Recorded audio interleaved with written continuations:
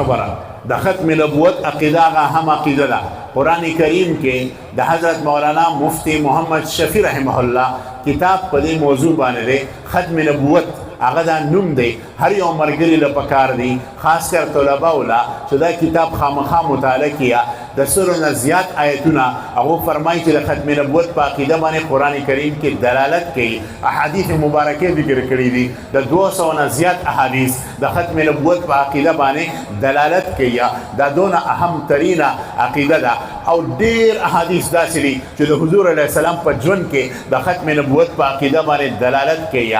شمائل ترمذی کې امام ترمذی رحمه الله یو روایت را نقل کړی دی. یو مشهور صحابي دی حضرت سلمان فارسی رضی الله تعالی عنه.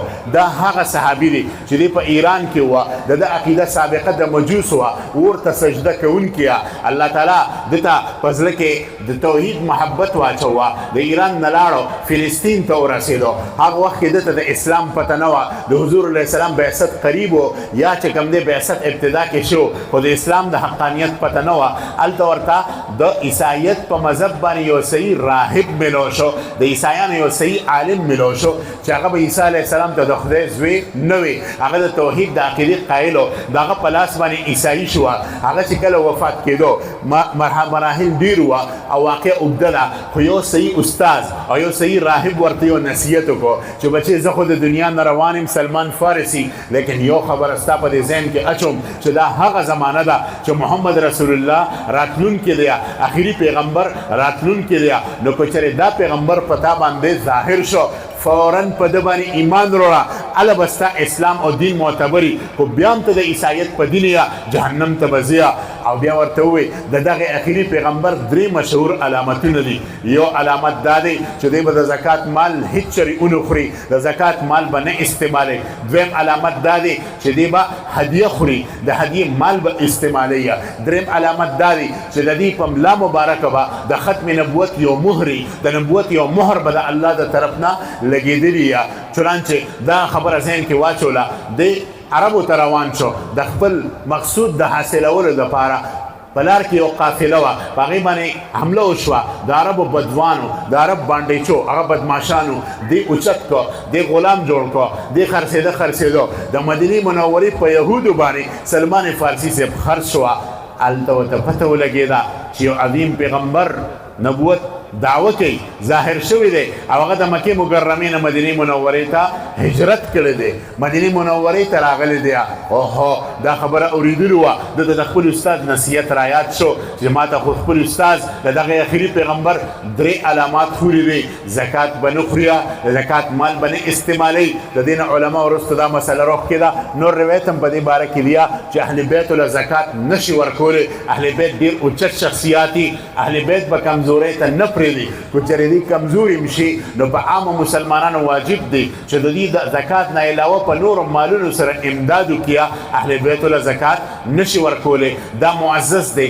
زکات دا خیرې دی، زکات هغو له نشي ورکولی. چنانچې دته چې پته ولګېده چې اخري پیغمبر راغلی دی، د کجورې واغستې، تمرات یې واغستو، خرمه یې واغسته.